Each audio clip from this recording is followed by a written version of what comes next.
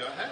Good morning. I'm Joe Fielder. I'm the writer and director of Underworld Ascendant. I'm here with our Warren Spector. I'm a creative advisor to the project, and I'll be interviewing Joe today. From questions submitted by you, our fans and backers. Are you ready, Joe? I'm ready. Okay. All right. Let's How begin. many different challenges and quests will a single level offer? Dozens of different challenges and quests. The Stygian Abyss is constantly evolving with new challenges and new opportunities. So every time you return to a level, you have a choice of which quests and on which level you choose from the quest hub of Mark Hall. And if you return to a level multiple times, you'll find that it's very different. There are movement opportunities will change. The outcast tribe builds out different structures. There will be different useful flora and fauna. There are creatures like deep slugs that may or may not be there. You might know the deep slugs from previous footage from the game, but they're different fruits. They may or may not be there. Different other creatures, helpful creatures, or harmful creatures might be there.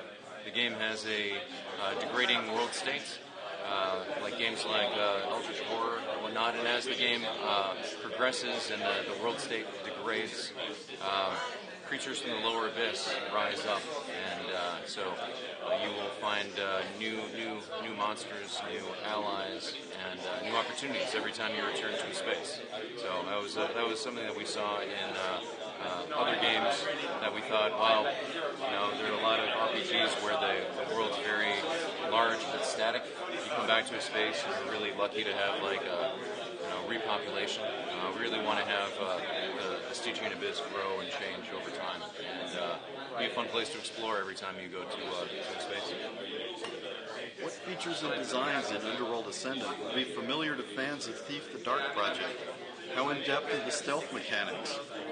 Well, as you know, our lead designer was the lead designer of the original Thief and the second Thief game, the Looking Glass Thief games, Tim Stelmach.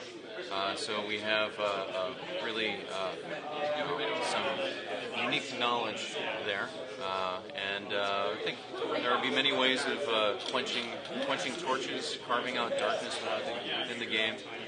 Using stealth is definitely one of the key ways that one of the key tools at your disposal.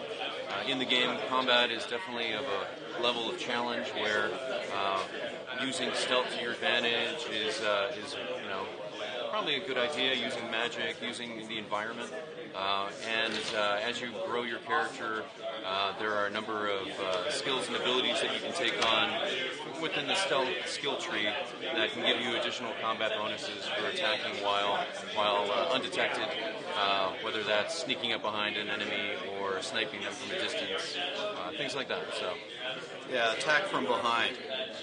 No blackjack. What about secrets? Will there be hidden walls, hidden treasures, hidden chambers, and things like that? It wouldn't be the Stygian Abyss without secrets. There will be lore hidden throughout the world that ties in with the stories from the past. There'll be also opportunities to learn some hints at runic formulas that might be useful. There's definitely plenty of reason to explore within the Stygian Abyss and to scour every nook and cranny. There's also talking skulls you might remember from the Kickstarter, characters like Bart, and a character who we haven't announced yet who has been in previous games within the series. That may be really obvious for really hardcore fans, but that will give you their backstory, their experience within the Stygian Abyss, and definitely hints at the secrets and of the past and the present and the future of the Stygian Abyss. And Are factions still part of the game? Yes. Dark Elves, Dwarves, Shamblers?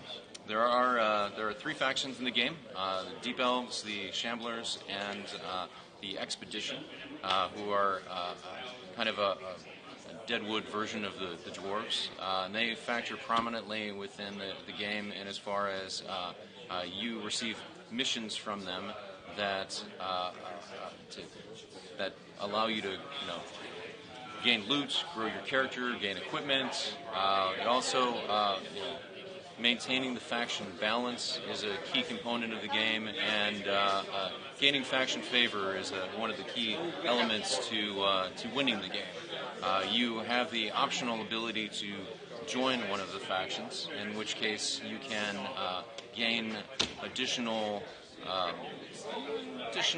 spells, equipment that you might not normally have access to. So factions will be a prominent part in that, and one of the main ways that multiple times to check out all the different skills and abilities and all the story aspects to their sort of contentious Cold War that is going on. And none of them are necessarily good or evil. They all have their unique motivations, and it's kind of a tragedy when they don't get along, because they all have some plausible claim on why the Stygian Abyss. Will there be mod support for Underworld Ascendant? Don't look at my page. No, sorry, reading ahead. Will there be mod support for Underworld Ascendant? That was one of the stretch goals for our Kickstarter. Unfortunately, we did not reach that Kickstarter, that stretch goal. That may be something that's a possibility down the line, but we currently do not have any plans for it. What does character progression look like? Are there character attributes like strength, dexterity, intelligence, and so on? We don't have any attributes, and I think we've mentioned before that we don't have character classes within the game. The player is free to customize their character however they like, from dozens of different unique skills and abilities, from combat, stealth, magic, and mix and match them however they like. Yay! So player choice. When we say like unique skills and abilities, we're really serious about it. There's some that are pretty unique to the game. They're not just a +1 attack. There's the dash skill, which allows you to teleport across some small chasms and things like that. Wall run. There's a lot more on the movement option side, on the combat side, because our combat is not meant to be static, sort of chopping wood in a hallway. And we really want you to take advantage of your environment with combat, use the environment around you. Stealth, of course, talked a little bit about magic. There's magic we've barely touched on, and we'll probably save in-depth explanation of the runic spellcasting for future updates, but fans of the earlier games, fans of Magic in the earlier games are going to be, I think, really happy with what Tim Stelmach has cooked up. It's a really in-depth runic spellcasting system with a lot of interesting abilities, some of which will help you within combat, but many are just additional verbs that adjust physics, physical properties, manipulate minds. There's a lot of interesting verbs, additional verbs to play with, on top of the many opportunities you have within the immersive sim elements. Well, that's it for the community questions. Thanks to everybody for sending in your great questions. This has been fun for me. I'm usually the interviewee, not the interviewer. It's a little change of pace for me. Last thing is someone says, "This isn't a question. I just wanted to wish you good luck." Thank you. And thanks to all our fans, thanks to all our backers. We wouldn't be here without you. We really appreciate all your support. Thank you so much.